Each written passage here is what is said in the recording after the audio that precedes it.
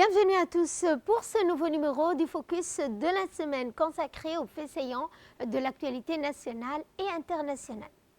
Et on entame ce focus par cette visite du président somalien à Djibouti, Hassan Sheikh Mahmoud, qui a été reçu par le président Ismaël Omar Guelleh pour parler des discussions cruciales portant sur la paix, la sécurité et la coopération bilatérale. La suite dans cette séquence. Le président de la République, son Excellence Ismaël Omar Guelleh, a reçu son homologue somalien, Hassan Sheikh Mahmoud, au Palais de la République. Cette rencontre marque le début d'une visite de travail de 24 heures à Djibouti, durant laquelle les deux chefs d'État ont abordé des questions cruciales concernant la sécurité et la coopération bilatérale. Le déplacement de M. Mahmoud s'inscrit dans le cadre d'une tournée visant à renforcer les liens avec les pays contributeurs des troupes à la mission africaine de transition en Somalie, dont le mandat arrive à échéance le 31 décembre.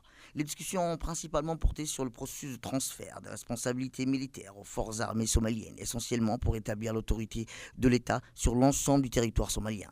Les deux présidents ont également discuté des modalités d'appui que la nouvelle mission de soutien et la stabilisation de l'Union africaine en Somalie pourrait offrir à la Somalie afin de favoriser une stabilité durable préalable à la reconstruction et au développement du pays. M. Mahmoud a exprimé sa gratitude envers M. Guelleh pour le soutien constant de Djibouti à la Somalie, tandis que le président djiboutien a réaffirmé son engagement à poursuivre cette solidarité.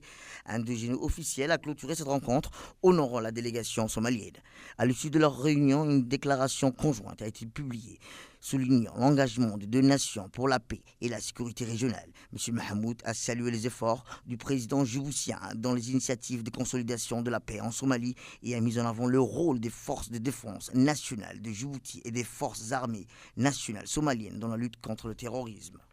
Le chef de l'État Ismaël Omar Guelleh a reçu cette semaine les lettres de créance des diplomates des États-Unis, de l'Union européenne et de l'Algérie. En prenant leurs fonctions, ont exprimé leur volonté de renforcer les relations avec la République de Djibouti. Le chef de l'État, son Excellence Ismaël Omar Guelleh, avait accueilli au Palais de la République 3 nouveaux ambassadeurs, marquant une étape significative dans le renforcement des relations diplomatiques de Djibouti. Cette cérémonie de remise des lettres de créance est non seulement souligné l'importance des relations bilatérales, mais également mise en lumière les ambitions diplomatiques du pays dans un contexte régional et international en constante évolution. Les diplomates fraîchement affectés étant composés de Mme Cynthia, ambassadrice des États-Unis d'Amérique, Mme Denissa Elena, ambassadrice de l'Union européenne, M. Mohamed Nasser, ambassadeur de la République algérienne, démocratique et populaire. Chacun de ces ambassadeurs a été reçu avec honneur et respect, conformément aux traditions diplomatiques. Ils occupent le statut des représentants permanents et plénipotentiaires de leur pays auprès de la République de Djibouti, ce qui souligne l'importance de leurs missions respectives. Lors de la remise des lettres de créance, les ambassadeurs ont exprimé leur détermination à œuvrer pour le renforcement des relations d'amitié et de coopération. Ainsi, Mme Cynthia, la nouvelle ambassadrice des États-Unis, a souligné son engagement à renforcer les liens diplomatiques, économiques et sécuritaires entre les deux pays.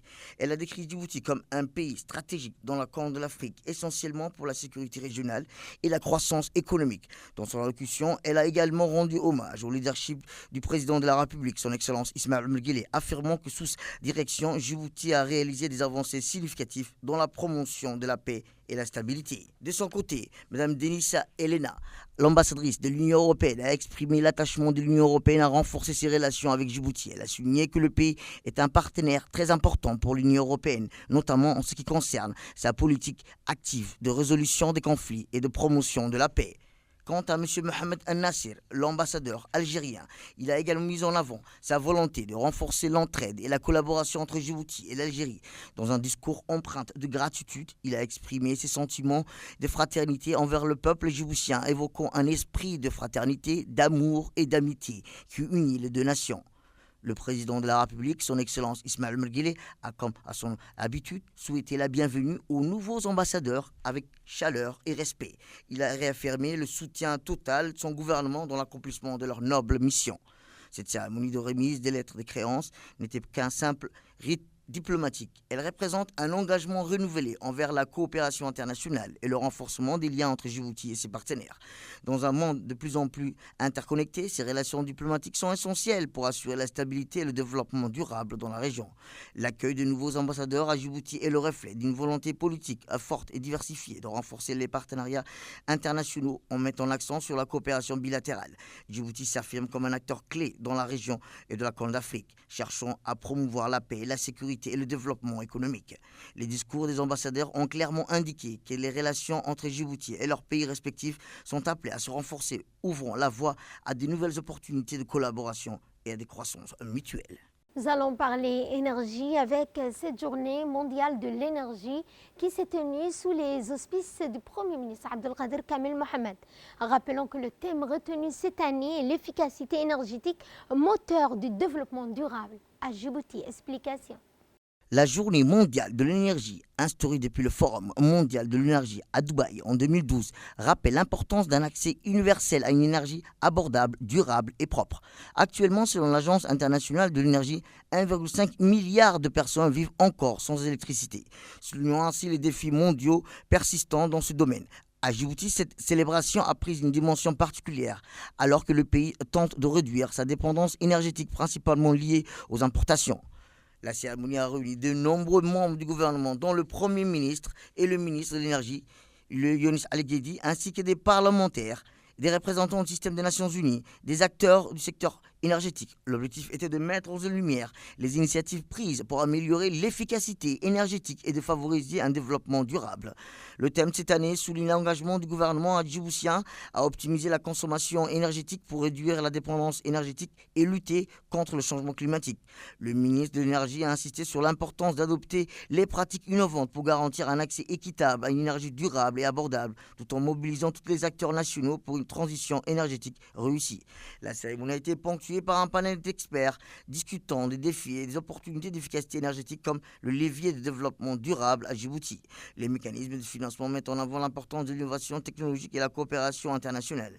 Djibouti continue de faire des progrès significatifs vers son ambition d'un approvisionnement énergétique à 100% propre d'ici 2030. Pour réduire la dépendance aux importations de combustibles fossiles, la République de Djibouti a investi massivement dans les infrastructures solaires, éoliennes, géothermiques ou encore celles issues de la biomasse ou encore de la marée motrice. Djibouti renforce sa supervision bancaire. La Banque centrale de Djibouti entre dans une nouvelle ère de supervision bancaire avec le lancement de son nouveau système d'application, le BSA. De quoi s'agit-il? La réponse dans cette séquence.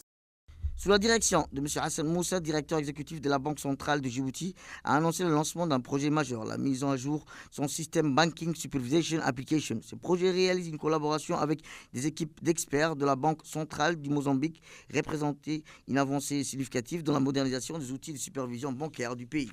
Lors d'une récente session de présentation destinée aux banques locales, Omar Ibrahim, responsable du système BCA, à la Banque centrale de Djibouti a exposé les nouvelles fonctionnalités du système. Il a souligné l'importance de ces améliorations pour renforcer la surveillance et l'efficacité du secteur bancaire, qui est crucial pour la stabilité économique du pays.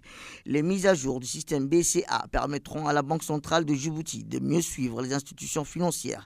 Cela se traduira par une transparence accrue et une gestion plus rigoureuse, élément essentiel pour garantir la confiance du public des investisseurs dans le secteur bancaire. Ce projet s'inscrit dans une stratégie plus large visant à renforcer les infrastructures technologiques de la Banque centrale en modernisant ses outils de supervision, la banque entend non seulement améliorer ses capacités de contrôle, mais aussi soutenir la croissance économique du pays. La mise en place de ces nouvelles technologies est essentielle pour accompagner le développement du secteur financier qui joue un rôle clé dans la prospérité nationale.